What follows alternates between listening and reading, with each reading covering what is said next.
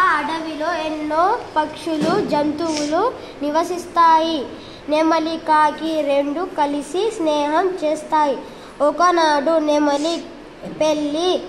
ఆ పెళ్ళికి కాకి రాదు. అప్పటి నుంచి నెమలి కాకిని అసహించుకుంటుంది ఉంటుంది. ఒక రోజు నెమలి వాళ్ళ ఇంటికి మాట్లాడడానికి కాకి వెళ్తుంది. నెమలి ఆ కాకిని తిరిగి వెనక్కి పంపిస్తుంది.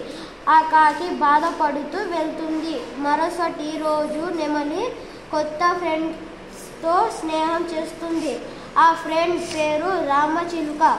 వీళ్ళిద్దరూ కలిసి హోటల్కి వెళ్తారు. అక్కడికి ఆ కాకి కూడా వచ్చింది. Very good.